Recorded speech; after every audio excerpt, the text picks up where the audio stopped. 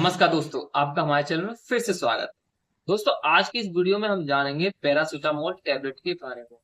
दोस्तों, कभी-कभी क्या होता है, हमें रात में कभी भी बुखार आ सकता है। तो जिन लोगों के घर के पास में हॉस्पिटल या क्लिनिक या मेडिकल स्टोर रहते हैं, तो वो इजीली ले लेते हैं। कुछ लोग ऐसे होते हैं जिनके दूर-दूर तक ना तो मेडिकल, ना कोई क्लिनिक, ना कोई हॉस्पिटल होता है। तो हमें रात में बहुत ज़्यादा दिक्कत होती है।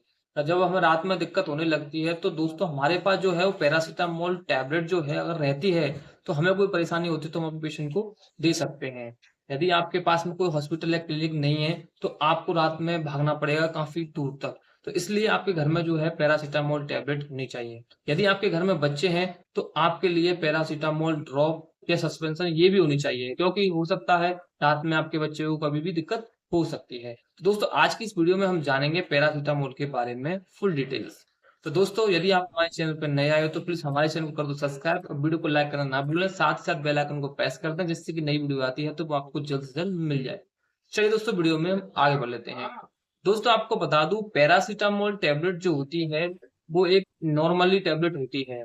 ये आपको हर किसी मेडिकल स्टोर पे इजीली मिल जाती है।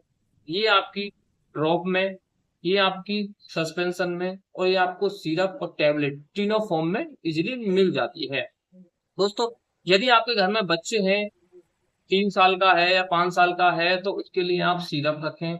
यदि आपके घर में कोई 2 महीने या 3 महीने या 1 महीने का बच्चा है, तो उसके लिए आप ड्रॉप खरीद कर रखें। और अडल्ट के लिए आपको टैबलेट की आवश्यकता पड़ेगी। दोस्तों, कभी भी कोई भी दिक्कत हो सकती है। दोस्तों, कभी-कभी क्या होता है, जो फीवर होता है, बुखार कभी-कभी 104 डिग्री सेल्सियस से भी ऊपर पहुँच जाता है। घर में हम क्या करते हैं, गीली पट्टी बहुत ज़्यादा रखते हैं। गीली पट्टी रखने से और स्पॉशिंग यानी कि हाथ-पैरों को गीले कपड़े से पोंछने से बुखार कम तो हो जाता है, कभी-कभी इतना हो जाता है कि वो इन चीज़ों से कंट्रोल नहीं हो पाता है। इसके कारण कभी-कभी इंसान की मृत्यु तक हो जाती है।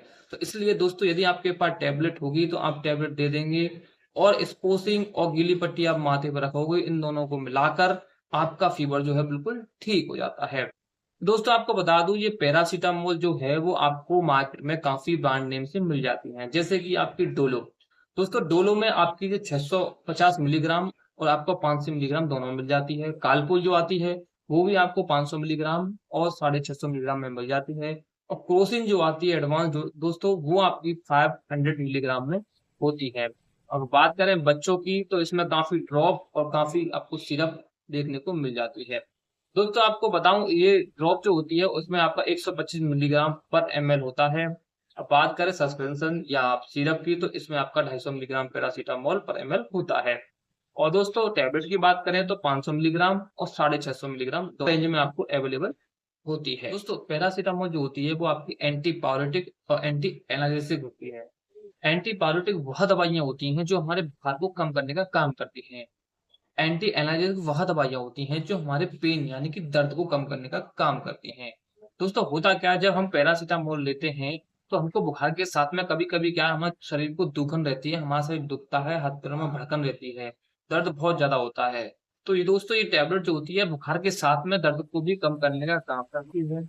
और दोस्तों, इसका यूज़ जो होता है वो फीवर यानी कि बुखार को कम करने में किया जाता है, साथ ही साथ में दर्द को भी। दोस्तों, अब हम बात करें इसकी डोज़ की, तो दोस्तों आपको बता दूँ, इसकी डोज़ जो होती है, अडल्ट में जो होती है, वो किसी भी इंसान के अंदर डोज़ की बात करें तो दोस्तों वो डॉक्टर निर्धारित करते हैं पेशेंट की बॉडी वेट और एज को कैलकुलेट करके। तो रिकमेंडेड डोज़ जो होती है वो हम जान लेते हैं दोस्तों। अडल्ट के लिए डोज़ जो है, यदि आप 500 मिलीग्राम टैबलेट दे रहे हैं तो आप दिन में इसको 3 बार दे सकते हैं। यदि आप 650 मिलीग्राम दे रहे हैं तो आप दिन में 2 बार दे सकते हैं। दोस्तों, अगर बात करें हम 18 साल से नीचे के बच्चों की, दोस्तों उसमें आप अगर 500 मिलीग्राम की टैबलेट दे रहे हैं तो आप हाफ टैबलेट दे सकते हैं। 650 की दे रहे हैं तो तब भी आप हाफ दे सकते हैं। बात करें बच्चों की, दोस्तों इसके लिए आपकी सस्पेंशन सिरप वगैरह आती हैं, वो बच्चे के बॉडी वेट और एज को कैलकुलेट करके डॉक्टर निर्धारित करते हैं। दोस्तों, अब हम जान लेते हैं इसके साइड इफेक्ट्स के बारे में।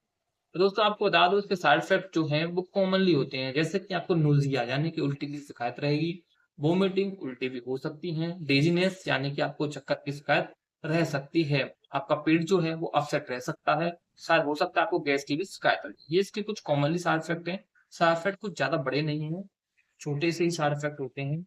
दोस्तों, अगर बात करें किसी भी टैबलेट की, तो हर टैबलेट के साइड इफेक्ट होते हैं। आयुर्वेदिक, यूनानी, सिद्धा, इन सबको छोड़कर जितनी भी हमारी एथिकल दवाइयाँ होती हैं, एलोपैथिक दवाइयाँ होती हैं, उन सभी टैबलेटों के साइड इफ़ेक्ट होते हैं। दोस्तों, आपको इनके साइड इफ़ेक्ट भी जानने चाहिए। दोस्तों, अगर बात करें प्रिकॉशन यानी कि सावधानियाँ की, दोस्तों आपको बता दूँ, यदि कोई व्यक्ति है वो अल्कोहल ले रहा है यानी कि शराब पी रहा है, तो उसको ये टैबलेट जो है बिल्कुल नहीं लेनी है।